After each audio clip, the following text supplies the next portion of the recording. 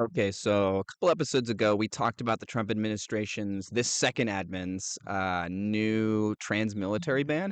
So the first Trump administration implemented a trans military ban, but it wasn't nearly as extensive as the one that we're seeing now. The one we're seeing now is far more targeted, and it's actively trying to kick people that are currently in the military that identify as transgender out of the military. Um, and just a quick mention of one of the small things you may not think about immediately when you hear that sort of thing is that there's a lot of transgender troops that are at the 14, 15, 16, 17-year mark of military service. And typically, when you're in the military, the 20-year mark is when you are eligible for retirement benefits. But they do have an expedited retirement program where you can get it somewhere between 50 and 20 years, typically right around the 18-year mark. And so there are a number, potentially hundreds of these service members who identify as transgender, who are on their 14th, 15th, 16th, 17th year of service, who are mere months or only a handful of years away from their retirement package or retirement benefits or whatever that they rightfully are owed, that they've been working towards for a decade or two, um, will not be eligible to receive those benefits, and that they will be banished, kicked out of the military just before they're able to receive them, which is horrible. And there's a whole lot of other cascading effects that very tangibly affect these people's lives. Um, I think it's so easy. Most people don't know any transgender people in their lives, and so it's very easy to just sort of think of the group of transgender people, as sort of this ethereal group that's detached from you, that's far away. It's sort of like almost when you hear about something happening horrible happening on the other side of the world. It's like, well, that's completely detached from me. There's nothing I can do. That's happening in Myanmar or something. What the heck? Why would I even spend any time thinking about this? And so you don't take it that seriously. But transgender people are real people. They live here in the United States, and they should be subject to all the same rights and the same moralistic treatment from the government as anybody else. Obviously, military commanders told to identify troops for medical checks under Trump administration's transgender ban. Military commanders will be told to identify troops in their units who are transgender or who have gender dysphoria, then send them to get medical checks in order to force them out of the service, officials said Thursday. A senior defense official laid out. So they did something kind of cynical. So my understanding was when they came in initially, this administration, they said, like, all right, guys, just be honest with us. Come forward with your, if you have dysphoria or if you're transgender or whatever, and we'll treat you right, and we'll your transparency and your honesty will go a long way. But it seems to me like that is exactly the opposite of what they did. They wanted these people to come forward and bring forth this information voluntarily so that they could use it in a cynical, bad faith manner and use that exact information to kick them out of the military, severely diminishing the amount of trust that any regular person should have in the military holding their own personal records. Even if you're not transgender, this is a huge hit to the trust and integrity of the military itself. A senior defense official laid out what could be a complicated and lengthy new process aimed at fulfilling President Donald Trump's directive to remove transgender service members from the U.S. military. The new order to commanders relies on routine annual health checks that service members are required to undergo. Another defense official said the Defense Department has scrapped, for now, plans to go through troops' health records to identify those with gender dysphoria. Instead, transgender troops. The new order to commanders relies on routine annual health checks that service members are required to undergo. Another defense official said the Defense Department has scrapped, for now, plans to go through troops' health records to identify those. Okay, so that's a really good thing that at least for now they're going to scrap that. That itself was a huge hit to the integrity and trust of the military. This still will be a hit to the trust and integrity of the military, but that is a good thing. That is objectively a good thing that they've scrapped that, and I sure hope that they don't bring that back.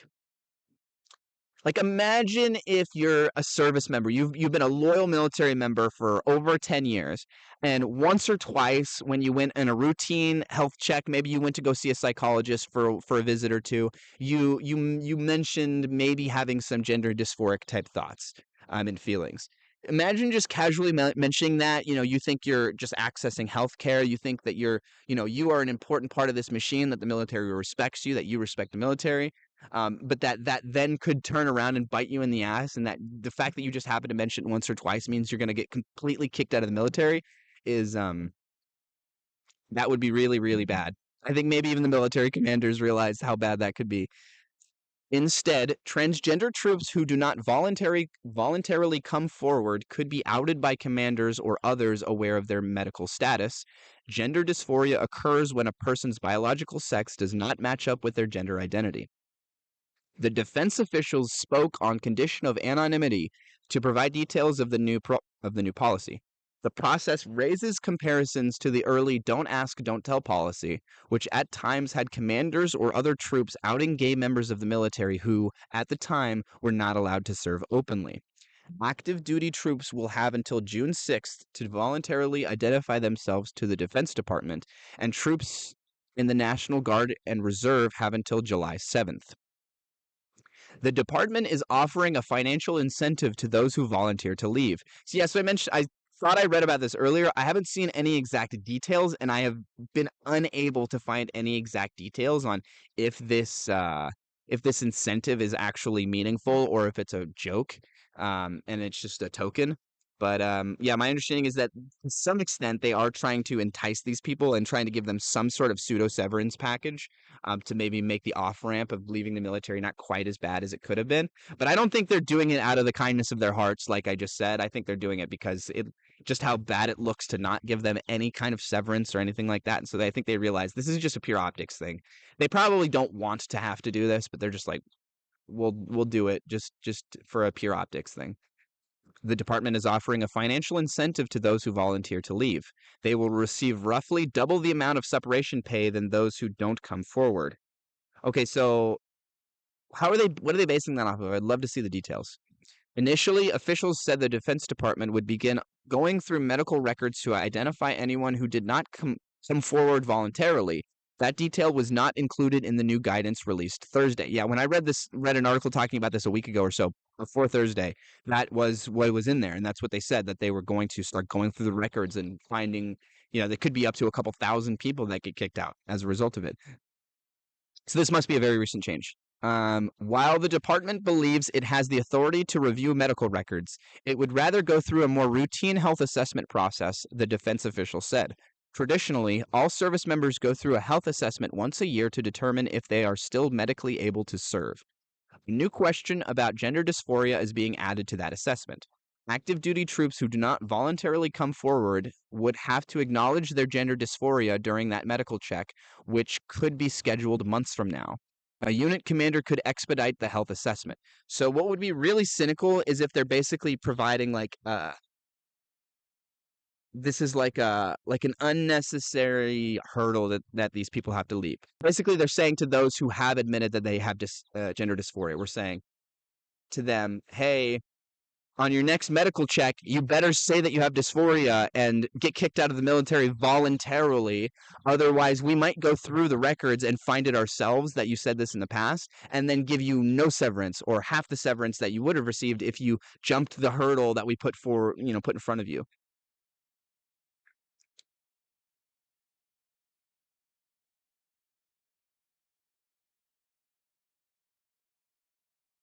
Under the new policy, commanders who are aware of service members in their units with gender dysphoria, a history of gender dysphoria, or symptoms consistent with gender dysphoria will direct individualized medical record reviews of such service members to confirm compliance with medical standards. The defense officials said it is the duty of the service member and the commander to comply with the new process. The department is confident and comfortable with commanders implementing the policy, and it does not believe they would use the process to take retribution against a service member, the senior defense official said. Oh yeah, you don't think they would do that? Could you? Yeah, that's really reassuring. You're like, we don't think they do that. We acknowledge that it's a possibility. This is basically them saying we acknowledge it's a possibility that could happen, and that the mechanisms are in place for such a thing like that to happen, and that there really isn't anything we could do to stop somebody or punish somebody if that is in fact what they were doing. But we don't think they're going to do it. We hope they aren't going to do it. It's fine, whatever. We're not going to worry about it. It comes after the Supreme Court recently ruled that the Trump administration could enforce the ban on transgender people in the military while other legal challenges proceed.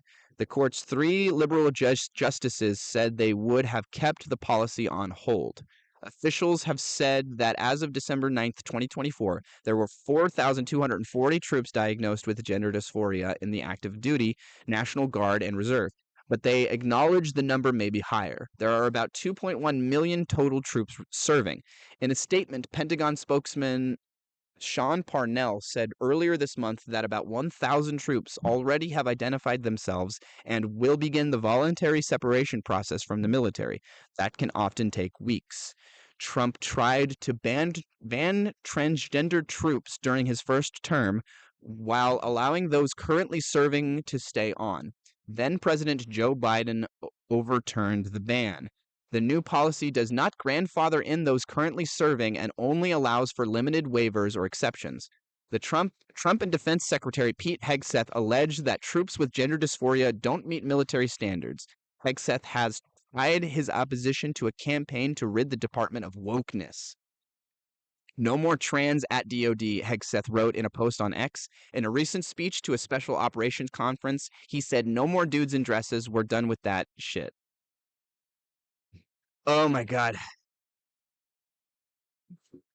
It is so sad that the Defense Secretary of the United States of America, Pete Whiskey Leaks Hegseth, is legitimately out there, the spokesman for our military, which is supposed to be the most powerful, best military in the whole world, is out there making completely brainless claims about the effectiveness of the military. The only reason it would make sense to kick trans people out of the military is if they are not good at fighting. If they create more problems than they fixed, and that they are not good at fighting and are unable to perform the duties of the military properly. That would be the only argument that would make sense against banning. That would be the only argument that would make sense for banning transgender troops in the military.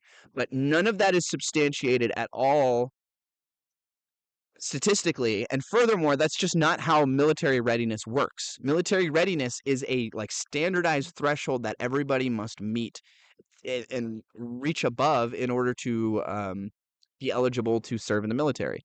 And to that extent, transgender people are subject to the exact same threshold.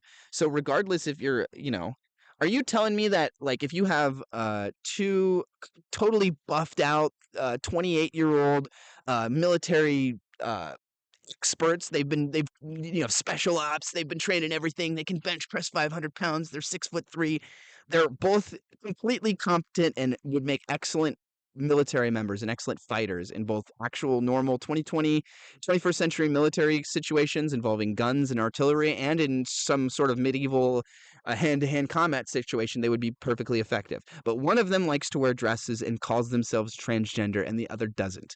The idea that the one that is wearing the dress and calling themselves transgender is somehow now all of a sudden not military ready and is less of a potent fighting force as the guy standing next to him that is a more traditionally masculine dude, is just so stupid.